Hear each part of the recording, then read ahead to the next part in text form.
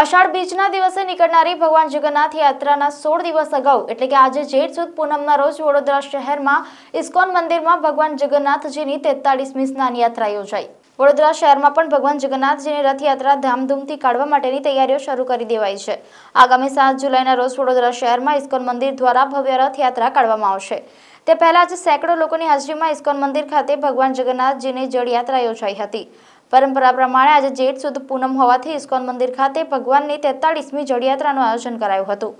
સેંકડો ભાવિકોની હાજરીમાં ભગવાન જગન્નાથ, સુભદ્રાજી અને બલદેવજીની મૂર્તિઓને મંદિરના આંગણામાં લાવવામાં આવી હતી અને તેમને ગંગા, મહીસાગર અને નર્મદા નદીના પાણી વડે સ્નાન કરાવવામાં આવ્યું હતું। સ્નાન યાત્રાના કારણે ભગવાન બીમાર પડતા ઇસ્કોન મંદિર સ્થિત ભગવાન જગન્નાથજીનું નિજ મંદિર 2 અઠવાડિયા સુધી બંધ રહ્યા બાદ અષાઢી બીજના પર્વમાં ખુલશે। ઇસ્કોન મંદિરમાં ભગવાન જગન્નાથને 1108 સામગ્રીનો ભોગ ધરાવવામાં આવ્યો। આ પ્રસંગે સેંકડો ભાવિકો પણ હાજર રહ્યા હતા। ઇસ્કોન મંદિરનું કહેવું છે કે જળયાત્રાનું આયોજન ઓરિસ્સાના જગન્નાથપુરી ખાતે પણ થતું હોય છે અને આ જ પરંપરાને ઇસ્કોન મંદિર દ્વારા અનુસરવામાં આવી રહી છે।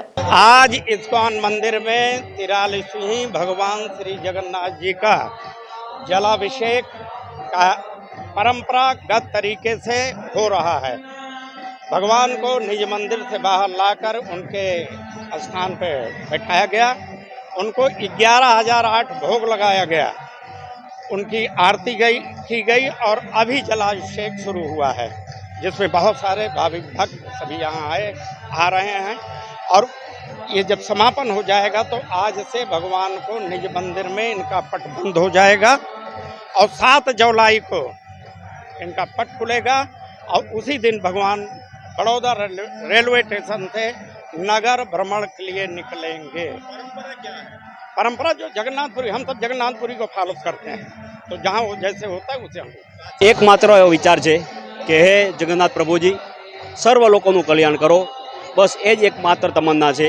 प्रभुजीए जन्म જ્યારે મનુષ્ય રૂપે આપ્યો છે એ જ બહુ મોટો પ્રભુનો આપણી ઉપર ઉપકાર છે। એટલે પ્રભુજી પાસે કંઈ માગવાનું રહેતું જ નથી। પ્રભુજીએ આપણે મનુષ્ય દેહ આપ્યો એ જ આપણા માટે બહુ મોટી વાત છે।